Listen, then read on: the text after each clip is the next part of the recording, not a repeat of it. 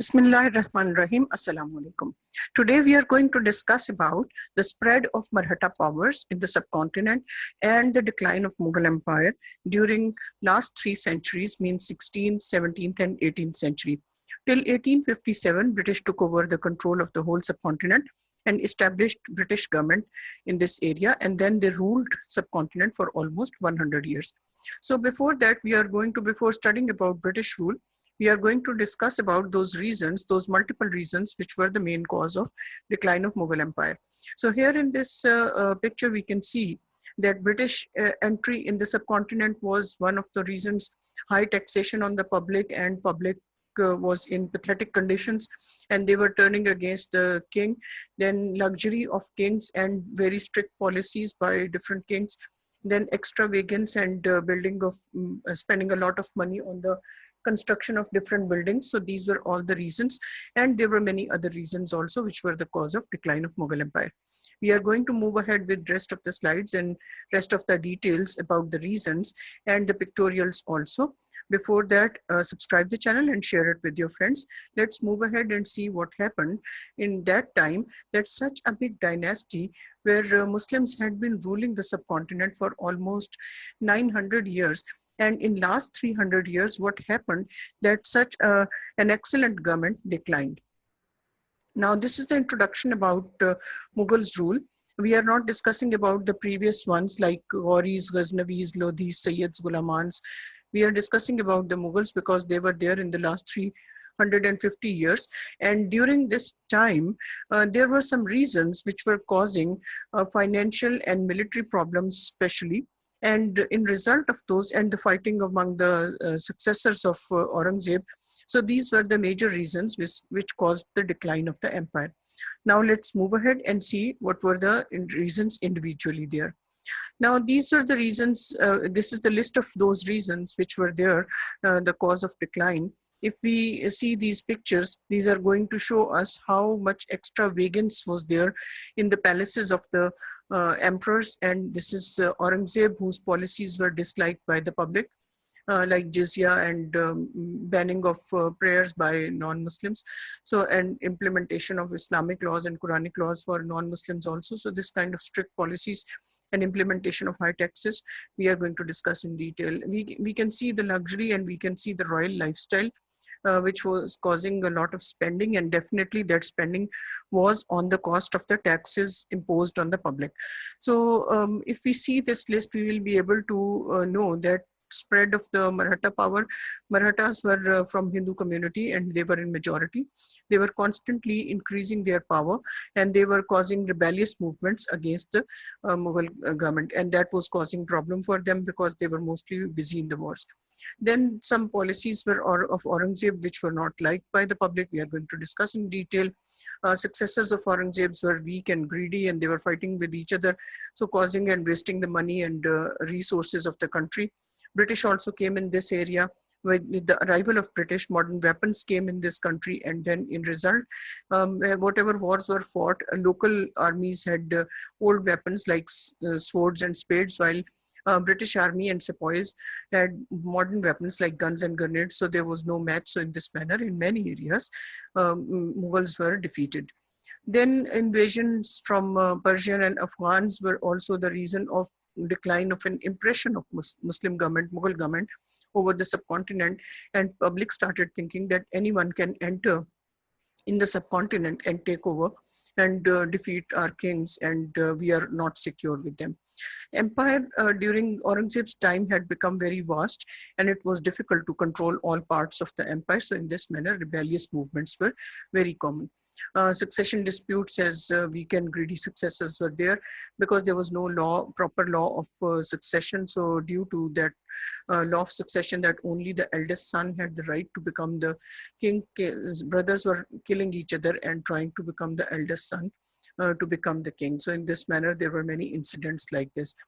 Military inefficiencies of Mughal governments were there, like military and governors. Military had not modern training and modern weapons, and many of the generals were not interested to leave the central government and go to the far off areas to fight the wars. So that was causing the lack of administration in all parts of the country.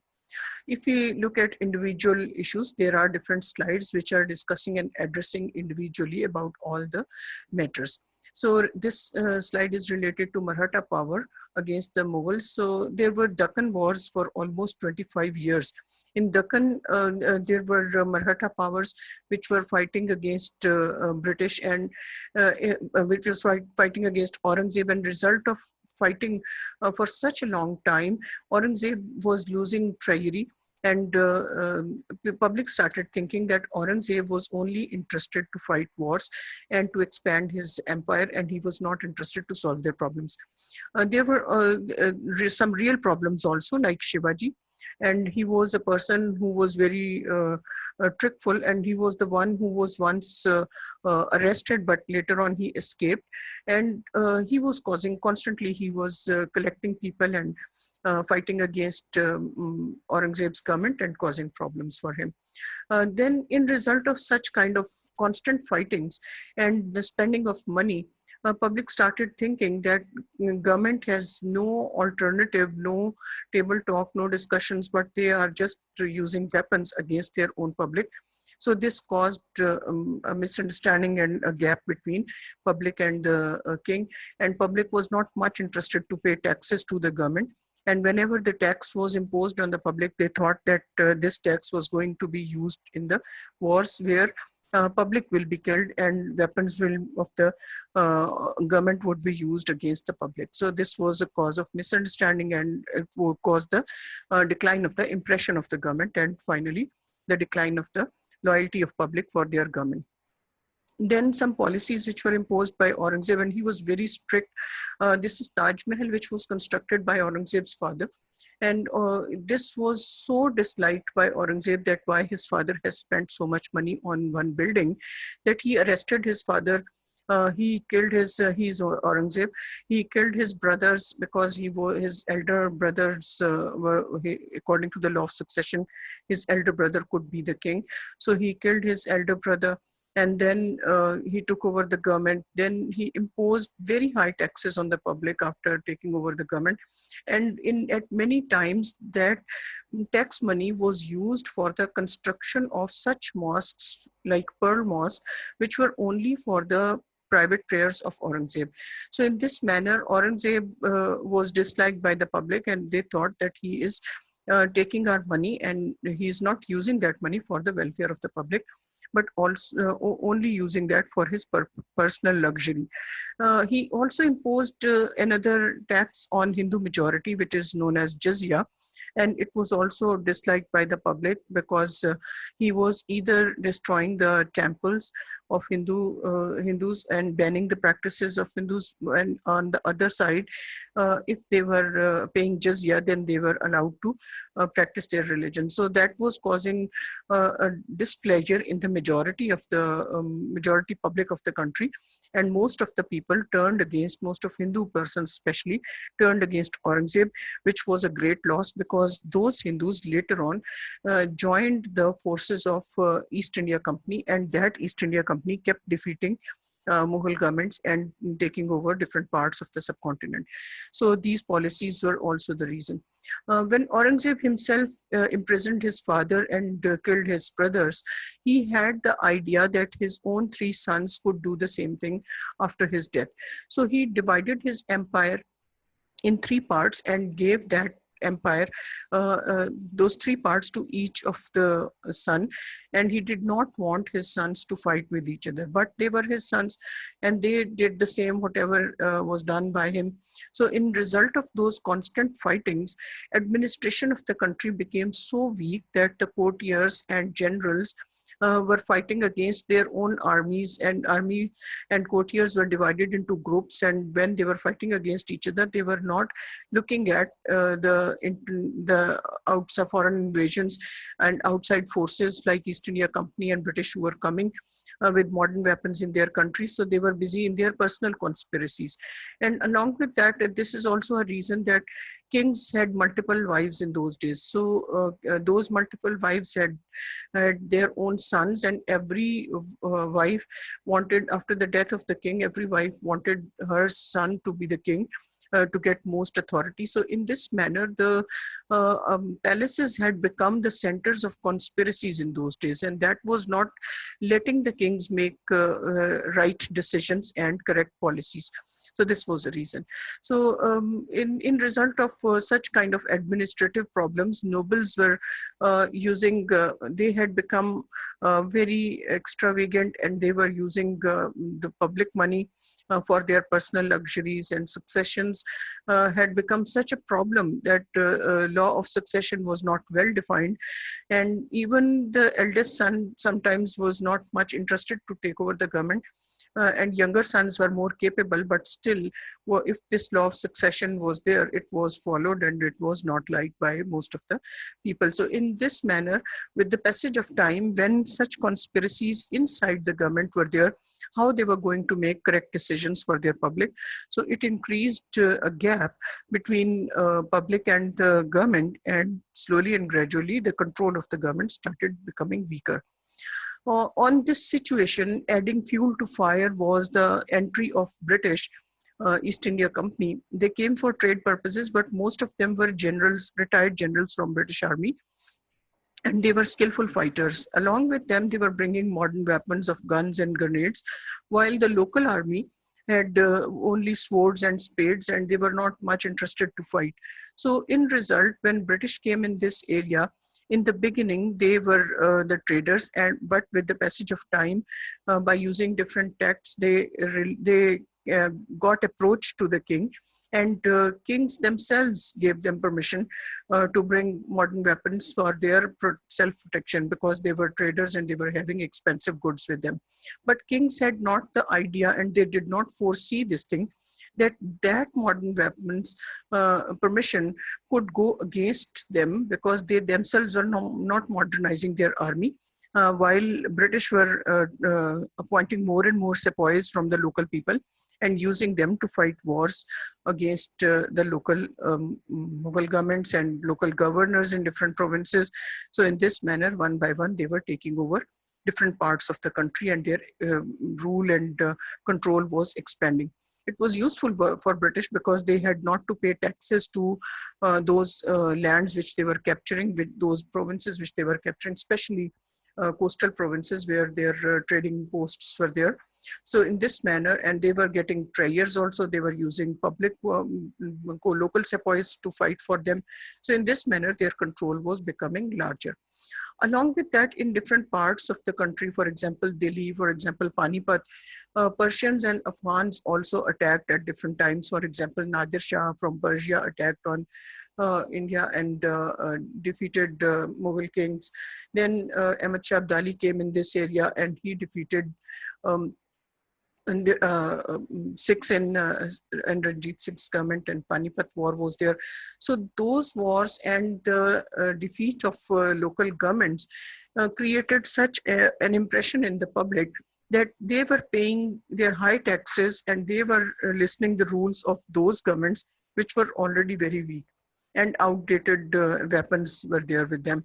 And they thought that anyone can, from any country, can enter in their state, in their country, and take over the government, and their government's impression declined forever.